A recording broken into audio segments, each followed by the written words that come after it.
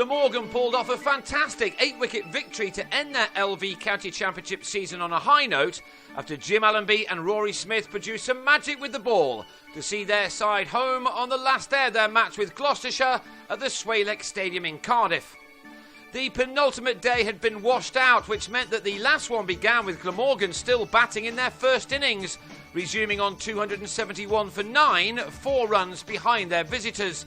Last man Michael Hogan ensured that the day started well for his team as he raced to 42 with a couple of sixes thrown in off Tom Smith, as he added 62 with Dean Koska for the last wicket to give his side a lead of 31. Smith then had Koska LBW for 28 as the home side were dismissed for 306, and that appeared to be that, with the last game of the summer surely meandering towards a draw.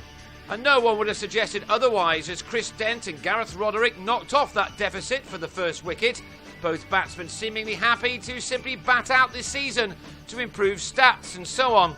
It did seem that any chance of a positive result had gone when Glamorgan had batted on in the morning.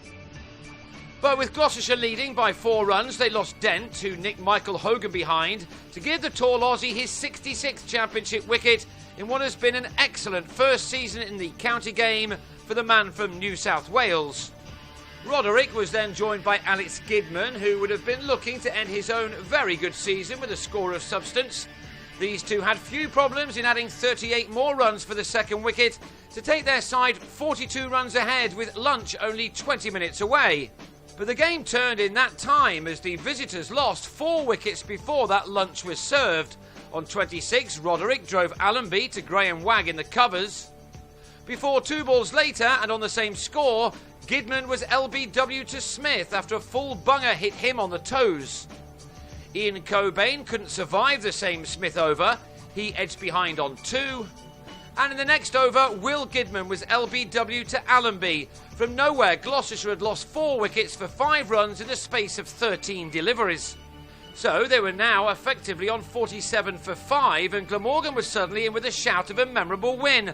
Their chances were increased too when Cameron Herring and Benny Howell fell in quick succession to leave the visitors on 110 for 7. Allenby then had Smith caught behind off a feather. Hamish Marshall, having made it to 1,000 championship runs for the season, nicked to Allenby off Wagg.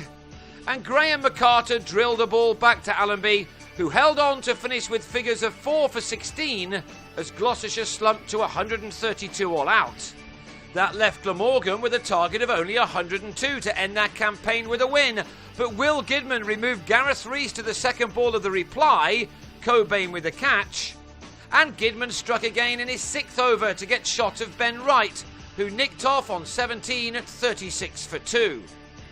Gloucestershire clearly hadn't given up yet, and a couple more wickets now might have just given them a chance of a stunning win. But Chris Cook struck a couple of early boundaries after he came in to shift the momentum back towards the home side, who then started to canter towards the winning line. After the disappointments of last weekend at Lord's, Glamorgan did really well to pick themselves up for this match, and it was perhaps fitting that Murray Goodwin was there at the end. There may have been some quizzical looks when the Welshman brought in a 40-year-old, but his performances for the county this year have been exemplary. He ended another fine season with an undefeated half-century.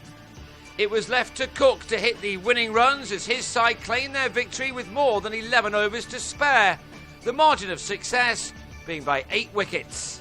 It gave Glamorgan their 3rd victory in a season which saw them finish 1 off the bottom of the LV County Championship, but 70 points clear of a sorry Leicestershire side. With changes taking place at the county, they will come back stronger next year. That's what Gloucestershire did this summer. 4 wins and a 5th place finish in the 2nd division is a big improvement on 2012 when they took the wooden spoon.